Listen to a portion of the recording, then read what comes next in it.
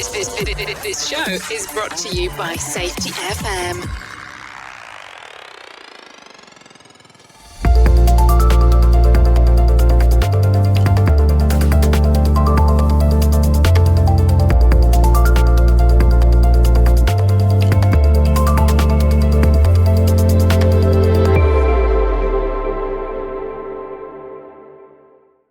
Hi listeners, this is Brent Sutton. Welcome to the 38th episode of the Practice of Learning Teams podcast show. On today's show, we continue the podcast with the amazing team of people from Chevron who have been embedding learning teams across the organisation in many countries. We have received a huge amount of feedback on part 1, and in particular how Jimena, Chelsea and Eric have been so willing to share and be open about their journey with learning teams. The community really values people sharing how to operationalise learning teams. The what and the why gives us that foundational knowledge and understanding, but the how gives us that courage to try learning teams in different situations and environments in order to ask better questions to gain better outcomes. As a listener, you are part of our community. If you want to share your journey, please reach out to us at thelearningteamspodcast.com or through our LinkedIn page. It is a rewarding and fulfilling experience to share your learnings with us on the pod for the greater community. So now, please join me with Brent Robinson as we continue to explore learning teams, the Chevron way of learn, soak and improve with Jimena, Chelsea and Eric.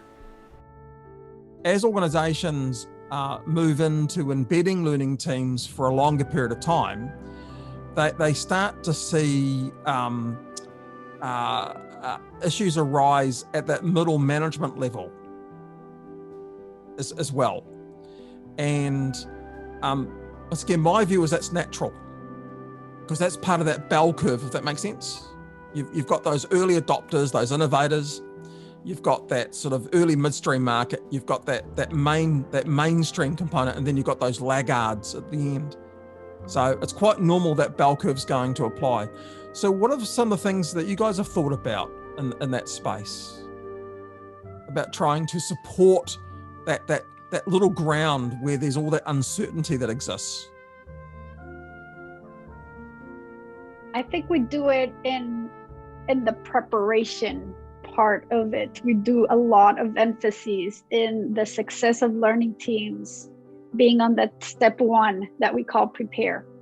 And is sitting down with that manager, sitting down with that supervisor and recognizing that, hey, you're not in control, right? We're gonna empower the workforce to tell us what the issue is and probably to tell us what the solution is. Are you okay with that? How would you respond to that situation, right? Do you still want to control? Are you going to question what is going to come out of it, or are you going to be okay? And what does that look like? We also talk about principle number 5, how response of leadership matters is just that, preparing these people to hear the bad and the ugly if it comes out, right? And the support that they're going to have to give to their workers, right? Not only allowing them to sit down and to talk about it, but empower them to figure out how to solve what they're thinking the issue is. And that has worked really well. And I think Chelsea has an experience of her own directly of when not preparing, it can lead to a bad outcome. That first step when we work to prepare the leader so that they understand what they're asking for when they call for a learning team, right? I mean, level setting their expectations is everything. I'd say there's a couple pillars, there's a couple foundational things that have made learning teams successful in Chevron. And one of them is how much we train facilitators, right? Like, we are very deliberate about spending time with our facilitators, creating a mentorship for them. We co-facilitate learning teams, but that mentor network is everything to keep the system evergreen, to continuously improve, to share with each other best practices. And the other pillar that has made learning teams successful is level setting expectations with leaders. And, we all have some horror stories, right? Like when we first started down this journey, there was a learning team that I was going to a whole different business unit to help facilitate. And I spent time with that leader ahead of time, talking to him about what you're asking for. And they just weren't ready. They thought they were ready, but he said, okay, I hear what you're saying, but I think it's just like a matter of, we have too many steps in the procedure. So when you go do that learning team, could you just get out of the folks, what steps we need to just erase in the procedure? It's pretty simple. And I'm like, well, we'll see if the learning team goes there. Well, obviously the learning team did not go there. The learning team went where it went, right? And that didn't go over well with that leader. And they put a whole pause on learning teams in their business unit for, I think, 6 months. And that's okay. I had some self-reflection where I'm like, oh my gosh, I'm going to get in trouble, or I just shut down learning teams for one of our business units. I did a horrible job. But really, they needed to do some self-reflection, right? And they needed to ask themselves, are we ready for this? Is this a tool that we're ready to start incorporating into our culture? And leaders' tone and their involvement, their I'm going to step back, right? And just like Jimena said, I'm going to not control this. Like, they have to look themselves in the mirror and be ready for that. I think that telling point is we want to get this out of the learning team as a precursor to the learning team. Well, that's called a fixing team, not a learning team. Yes. Exactly. That's a different mode. Yeah. Yep. That's a good way to put it. Yeah. So we started seeing a lot of value too, because on the back end, we started to do things a little different. And that was because when we first started in learning teams, when we'd come up with like solutions or opportunities to be better, right? We would assign it to like people that were in the learning team, and then still have the leader support, and it was fine. But like if I was the sponsor and let's say I'm just all on board, right? Which most of the leaders were, thank God. But then Chelsea's the one that was on the learning team, right? And she doesn't report to me, right? But I have to support her in getting that done from the solution. Like it ended up being kind of tough. So what we started to do was then on the front end, prepare that leader to understand that when we get done, he or she is going to have to help us find somebody that's going to own that, not that leader, And if that is then going to be you, Brent, who is actually Chelsea's supervisor, right? And that fits in your guys' wheelhouse, that opportunity, great. But if it actually ends up being Jimena and I report to Jimena, then I get assigned the action, right? And then Jimena's going to support me in that. And it worked really well because we actually worked with where the opportunity lies instead of just who was in the learning team. And then what was great too is then the people that were in the learning team could walk away and really just support it as they already did, because they kind of came up with it, right? They came up with the solutions and the opportunities. So we already had their support and their accountability. And it really worked well, and the leaders understood it and they liked how it aligned with everything, and little disruption. So that actually worked really well for our area and our business unit. Not saying it worked for everybody else, but it really helped us and the leaders get on board too. That's great. Look, our reflection has been that we create successful facilitators by describing what good looks like, by understanding where that person's at the moment, and then providing them a roadmap or a pathway to navigate and move through those things. Make sense? So we do that quite a bit. Yet what I find interesting is that we're not doing the same for leaders or those middle management. What we're telling them what good looks like, but we're not basically sitting down and saying, where are you at in your journey? And we sort of struggle to provide that roadmap. So one of the things that we've been experimenting with quite a bit is to think of for those people in what we call that mainstream component, the people that, they're not those early adopters, they're not those innovators, they really do what they do well. And we've got to have those people in business. They're really important. What we talk about is we basically try to understand what parts of the business do they value. So what processes do they own? What's the thing that they value? And then we show them how learning teams can identify the valued and non-valued activities. and how they can use learning teams to shift something that's seen as being a non-valued to a valued activity. And once they get a taste of that, then they go, great, I'm in, because it's been helping them in their journey, rather than sort of this organic type push that we keep trying. Because if we push, they're going to push back, because uncertainty is what they're dealing with. Does it make sense? It's that uncertain component is really what drives that behavior and that fear. Oh, no, absolutely. Yeah. I think it happened very well with our non-operational side situations, like the business group, the commercial group, the sales groups, right?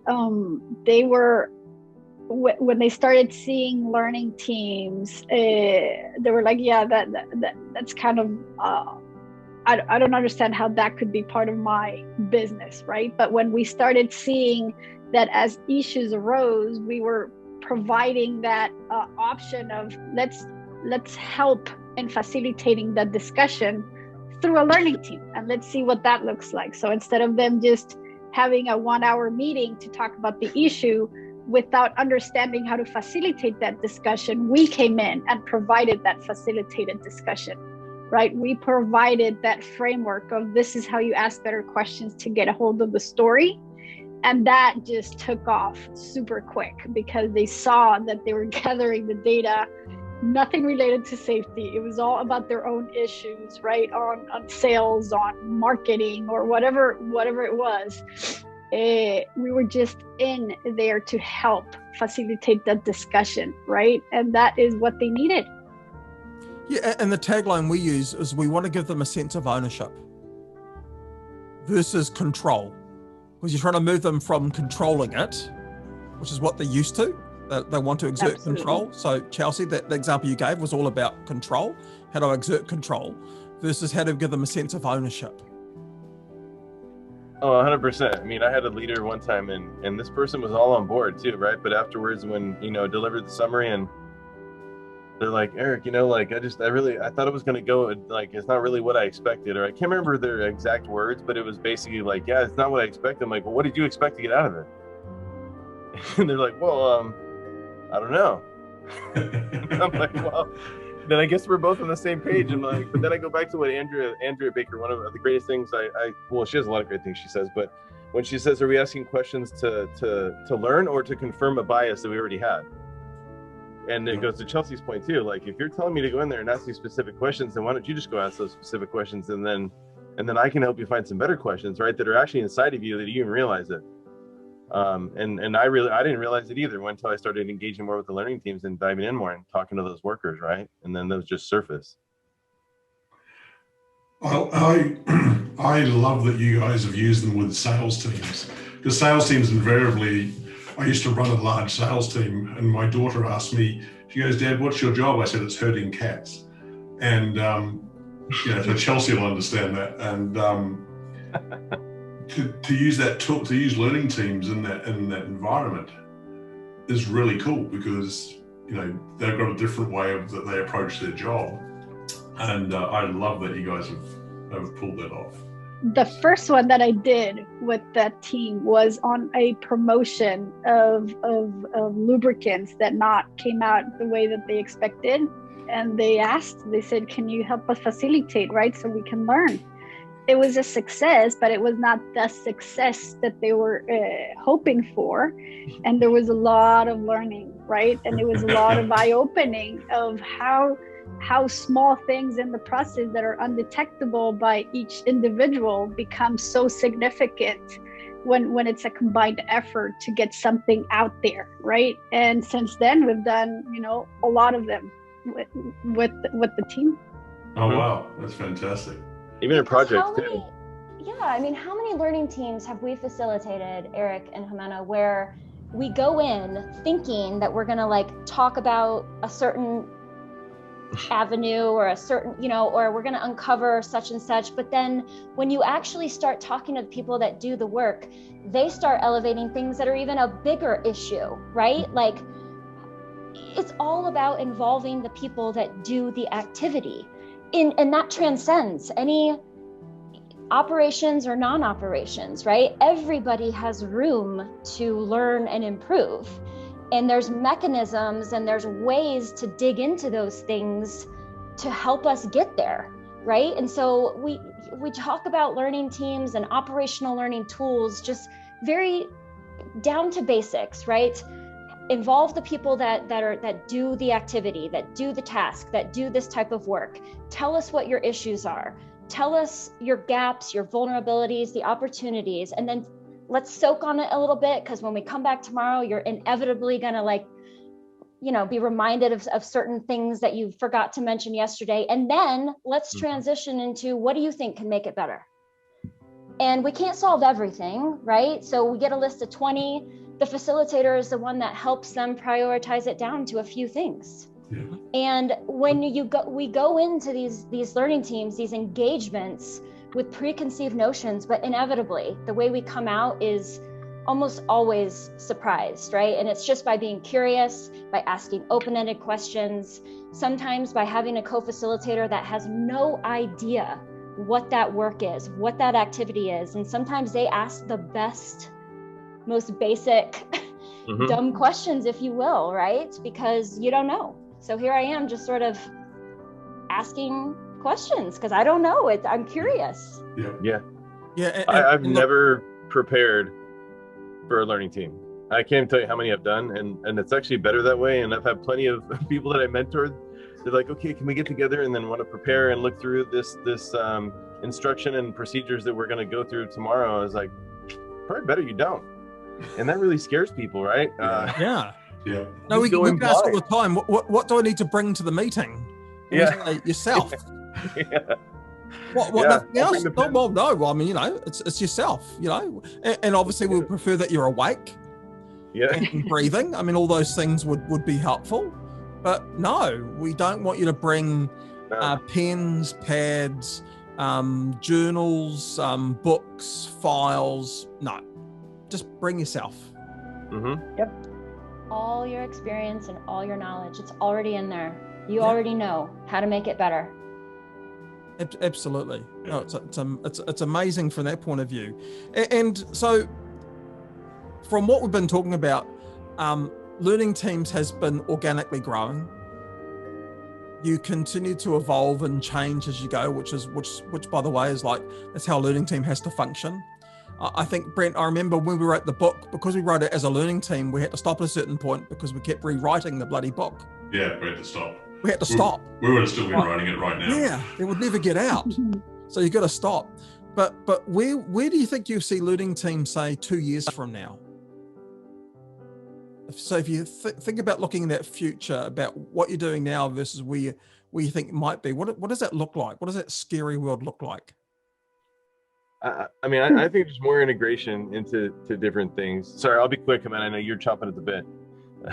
But I mean, like, integrate into more things, because I started to see it as I moved to transition to my new role, right, out of where I was. And when I left, when we started, right, it was very much a separate entity. By the time we left, literally doing learning teams on every single taproot, and literally stopping the taproot investigation to have a learning team and then take that information and put it back into the taproot from the workers, right, to like bringing HoloLenses. Like, if you guys know what HoloLenses are, right? Yeah. Lenses you can wear out in the field. Like, one of the last ones I did is having one of the workers take a HoloLens, go out in the field, and then while we're doing the learning team, like, see like different things they were describing. It wasn't an event, it wasn't an incident, right? We were trying to learn from normal work, and it was great. Like, the engineers and other people in the room could see what this mechanic was talking about in that area, right? So hopefully, while people see those little seeds getting planted, they think about where they can incorporate and integrate it into what they do, right? And make it seamless as just part of their process, right?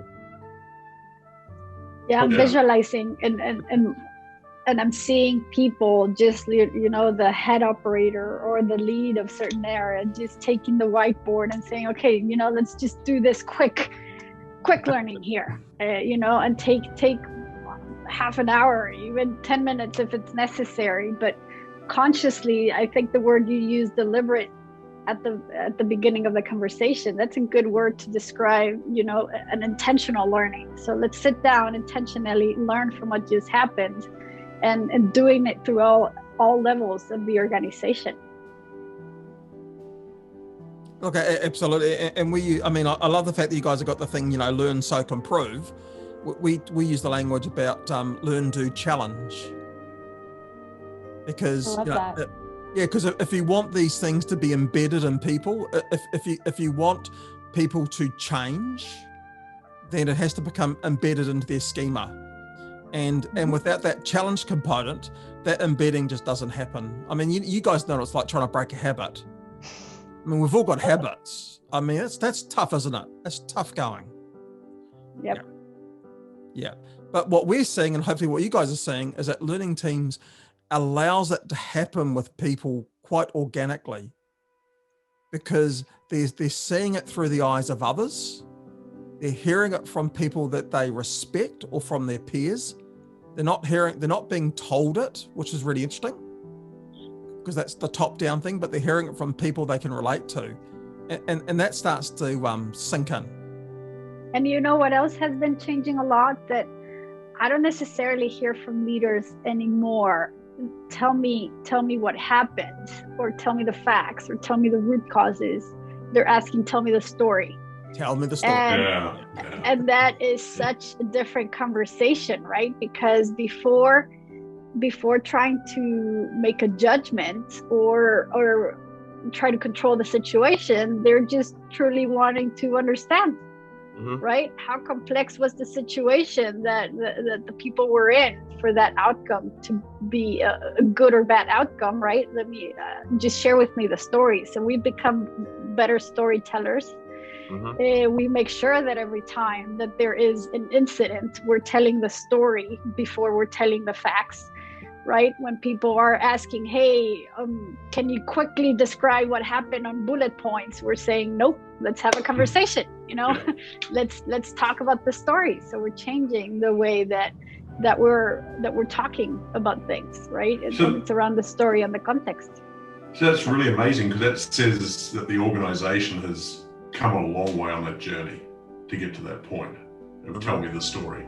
That's an amazing point for Chevron and the work that you guys have done. Yeah, Absolutely.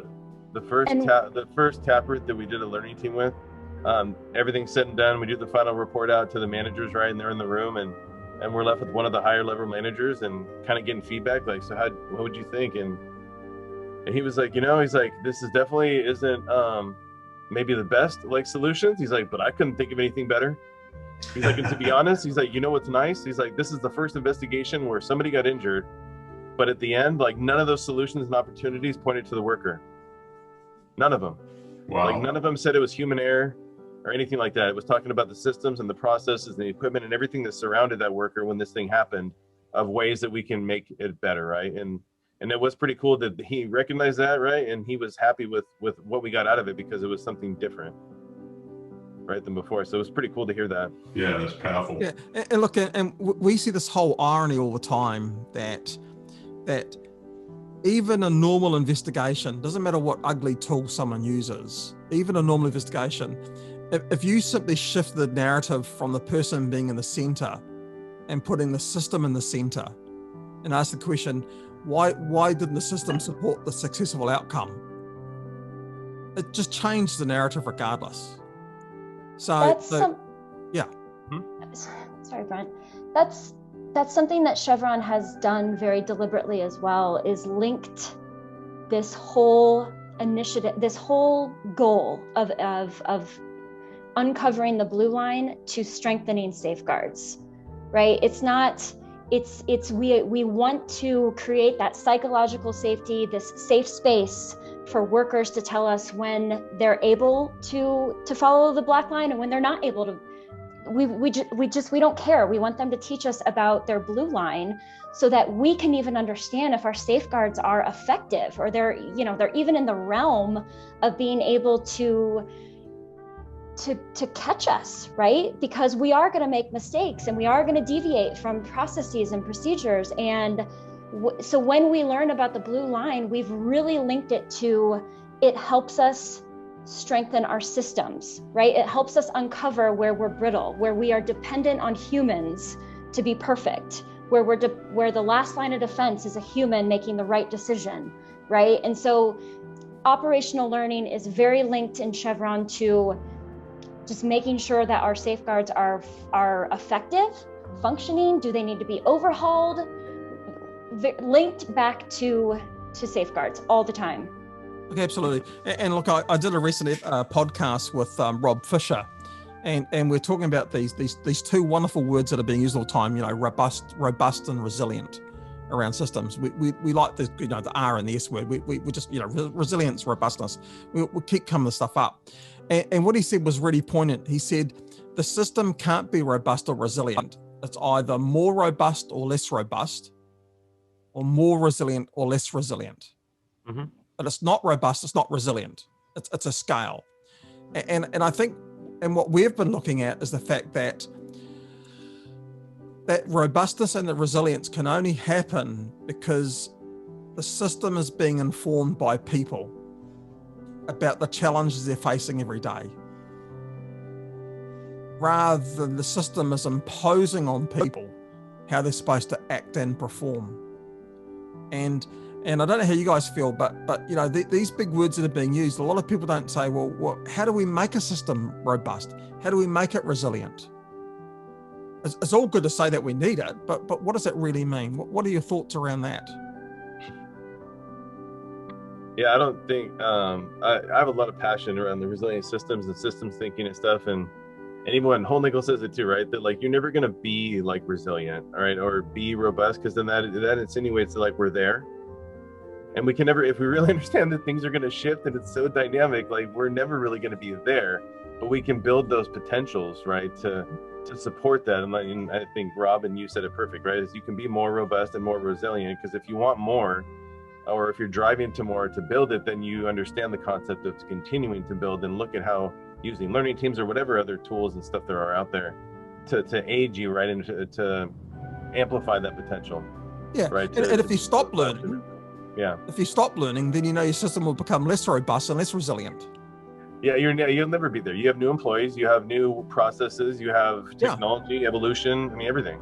Yeah, because investigations will always show the fact that there was this drift between the system and people. I say to people all the time, why are you shocked about it?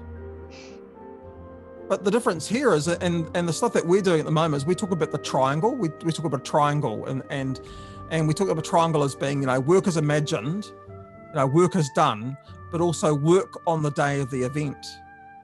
And what we're saying is the organization learns from those three things, but workers only learn by looking at work as done being normal work and then work on the day of the event. They don't learn from work as imagined. Yep. It's not their thing. That is absolutely true.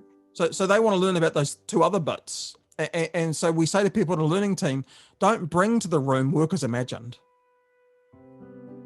Put 90% of your time into work, normal work, and then at the very end, if they haven't got there already, then tease them into. And that's a lot of the questions that people asked. Like what does the procedure say when the conversation is in there, and people are saying what they do? There's somebody usually that says, well, what does the procedure say? What should we be doing? And the answer is, does it really matter? Because if this is what we're actually doing, we're analyzing the safeguards around this situation, right? And then later we're going to go back to that black line or that procedure and figure out how far are we from that, reality versus work as imagined. Because we're having discussions of the safeguards on what's actually happening. And we want them to be working at that space as well as when we intended or when we imagined work happening. And I think you guys really sort of bring that out in your safeguard learning document that, hey, it's moving all the time. And there's an opportunity to learn everywhere. And there's no hiding from it. It's actually the primary part of that, that document I'm looking at in front of me. Yeah, when we can uncover these blue lines, these various blue lines, there's a million of them, right? We can understand if our systems are gonna absorb those errors when they happen, not if they happen, right? And so, yeah, we spend so much time with our facilitators, making sure that they know you're not trying to uncover work as imagined. This learning team is not to understand the black line. It's to understand the blue line, right? And if you start hearing words like should, intervene, take a time out and coach people. Yeah. Absolutely. So and we call it drift because drift feels organic. It feels natural. And I had a leader say to me recently, look, he said, I can see the benefit of learning teams. It's going to eliminate drift. And my response was, no, it's going to optimize drift. Yeah, it's very similar to a message I heard, Brent, from a leader, and this leader is amazing, right? Fully on board. And they're like, yeah, no, I totally get this black line, blue line theme. Like the goal is just to get that blue line and just get it all the way back to the black line. Push it down. It's like, hey, but you had to, God bless him for the intent, right? Like, so we got him there, right? And he understood, but it was pretty funny to hear it the first time. Yeah, and look, they're on the journey, but I think, we are fixated by the word eliminate and minimize. We get fixated by it because it's risk language that we want to use. Sure. And I just say to them, no, it's about optimizing. Mm-hmm. And through learning, through opportunities of learning. Yeah, or managing, right? We're just trying to manage that blue line to where it's safe. It's a safe outcome regardless of what's happening. Yeah. But drift is normal. We treat it like it's some disease. It's actually normal. So we call it understand drift. We're not calling managing. We're just really, I think the word that we have chose was understand. And you guys can correct me if I'm wrong, but that's what we're trying to do. Normal variability. Normal variability of work. Mm-hmm. That's it. Yeah, I mean, you got. I always say to people, it's like putting stick in the sand. Okay, it's always going to move. You put your toes in the water, the waves are going to keep changing. Okay, that's just normal life. And I think that's the challenge that we have, is that we believe our systems are just going to fix all of that. So one of the questions I just wanted to ask you guys is, as I said, I've done quite a bit of stuff with Lean, and a shout out to Wes Hain. He's up there in Chattanooga. He got me excited about it because he never wanted to see green. He only wanted to see red because he saw red as an opportunity. So with your learning opportunities, are you the same way? Do you approach it, hey, there's something here to learn. This is really cool. We don't have to have all green boxes or green dots or green anything. We've got a red or a blue. Fantastic. Let's go learn something about it. Is that the same sort of approach that you guys take? Some of us. Some of us, we are still encouraging to be on that journey, right? But yeah, I mean, everything poses an opportunity to learn and improve. And some of us have that mindset, and some of us, we're still working to get people to understand that even you think you completed that task, you think you closed that investigation and we're good to go, but law of entropy, weather, new people, like Eric said, I mean, we are never done, and that doesn't let us sleep as well at night, right? But that is the reality. Yep. And so we've really started talking about just stewardship and how do we, go and touch these things, more than you close it and it's never really closed. How do you go back and look at it in a sustainable way? We don't know, the perfect answer or solution for that, but we're working through it, and we're trying to put together a good stewardship model for all of these actions and outcomes from our various tools, right? Yeah. So guys, look, I have to say, I've really enjoyed today, and I'd like to ask you a question. Can we reconnect in 6 months? Could we reconnect on a regular basis and actually see how your journey continues to progress? Would you be willing to to participate with us, to share that ongoing journey. Absolutely. Yeah, we can't promise how many fans you might get. You know, our community just loves to hear these stories, and once again, you know, it's not about the good or the bad. What they want to hear is they want to hear that narrative, that story, because they'll take at least 3 things from this, and they'll go, "Wow, I'll achieve that." So once again, guys, thank you so much for your time today. Really enjoyed it, and we look forward to connecting again. Thank you so much for the opportunity. Appreciate it.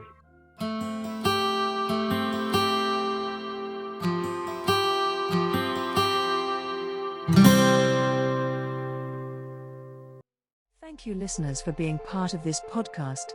We would love to hear your learnings or other topics you would like us to explore about learning teams.